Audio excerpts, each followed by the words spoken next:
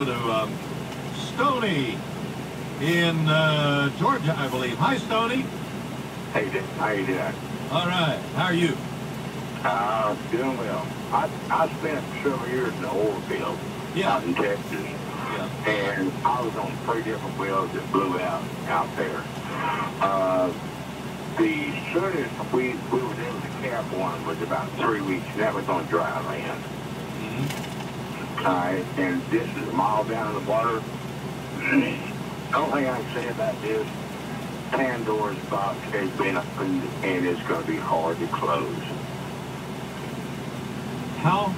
Let me ask you. You're a guy that's worked in the oil fields. It's a mile underwater. There's not even a U.S. submarine that can go down that far. None of the nuclear subs can go that far.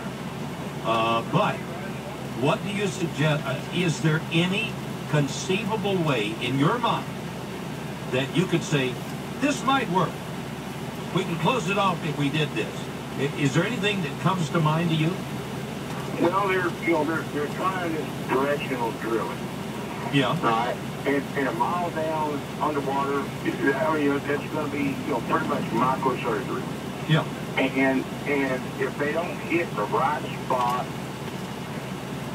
if they don't get it just right or very close, no, it's that's what I'm saying. It's Pandora's box has been open. At the same time, though, if they drill into the pipe at an angle, what's to keep the oil from come roaring back up through the drill and up through the pipe that they just used to drill and blowing another platform out of the water? Well, I mean, they're going to have a drill stamp that'll cut into the side of the pipe, the existing pipe. Yeah. All right. So they're still going to be blowing out the blade. All right. And then they want to plug it. That's going to be the problem because of the immense pressure of which is coming out. Yeah, they can poke holes all in the side of the surface station. Using directional drilling techniques, they can poke holes all in there all they want to. But I mean, plugging it off, it's going to be tough. Okay. Now let me give you. That's why I'm saying. It's a Pandora's box that's been opened, and I've thought about this and thought it, and I just don't, until the pressure equalizes, I just don't see any way of. Am I out of line when I say you can't put a caisson down there that deep? Because when you pump the water out of it, the walls are going to cave in. Am I right? Exactly. Okay. So I mean, they used caissons back when they built the East River Bridge up in New York. Yeah. When Mr. Roebling, engineered the East River. Is it the East River Bridge? Yeah. Yeah, the Brooklyn Bridge. Yeah, Mr. Roebling built the Brooklyn Bridge. Yeah. All right, but I knew it was somewhere up there. All right. But yeah, I mean, but even then, those guys, they could only spend so much time down there, and then they had to come out, in order to keep from getting the bends because of the pressure.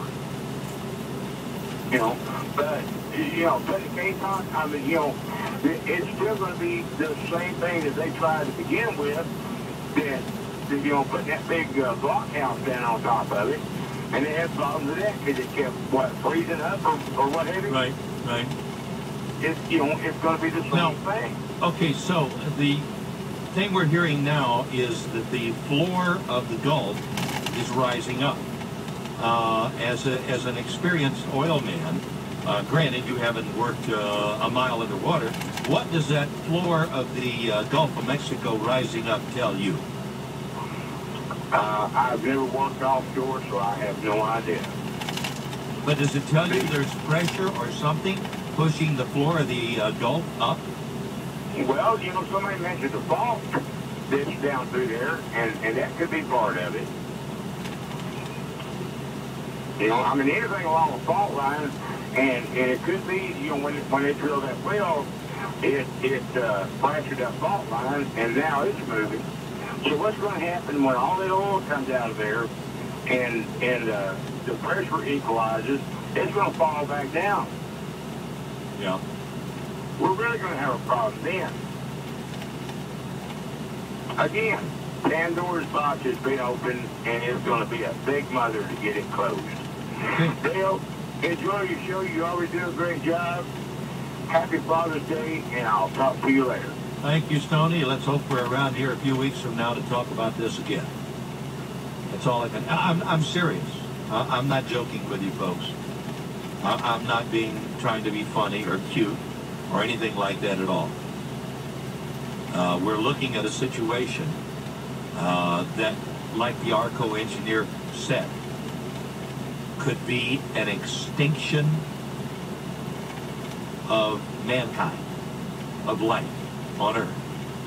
It could destroy all the life in the oceans. How many people around the world in third world countries depend on the oceans for their mere existence? They fish, they get mussels, they get oysters, they depend on this. We've seen this in Louisiana already. Several thousand fishermen who are now out of work. There's nothing left. They've had to close down the oyster shucking factory where they shuck the oysters out of the shell that heretofore was running 24/7. They've shut it down. The oysters are ruined. It's going to be years. It'll be a long time after you and I are dead and gone before this can be restored to some degree of normalcy. I don't know.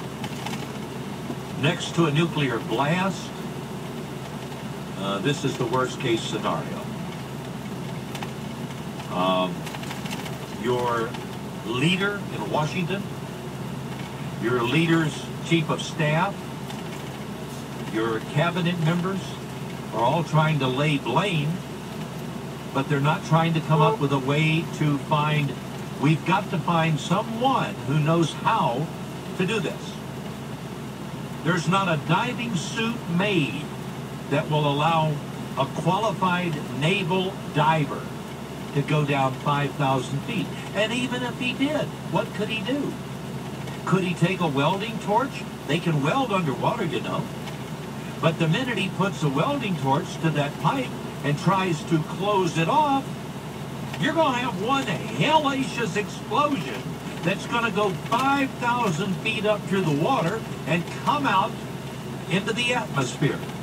And you're going to lose a diver. And you're going to lose all the equipment that's attached to him and the ship that he is tied to. So what is the answer? We have people who have gone to the best schools in the world. They've studied engineering. They've studied everything.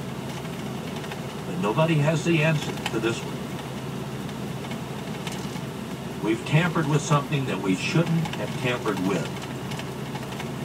The reason I get on Obama's butt about it is that he allowed them to do it without the proper permits, without the proper geological studies, without anything else. He just let them go do it. Drill. Hey, drill. We found this huge amount of oil, Mr. President. It can relieve our dependence on OPEC. Okay, go for it. Well, you see what happened? It's a proverbial situation of where, pardon my language, ladies and gentlemen, but the shit has hit the fan. I can't think of any other way to put it. Radicals. And some of you may get upset with the fact that I said that, and that I said a little while ago to pray. But I don't recall it saying in the Bible that the word I just used, the S word, is using the Lord's name in vain. But that is what has happened. It has hit the fan, and we don't have any options left. You better learn how to pray. Happy Father's Day to all of you. If you're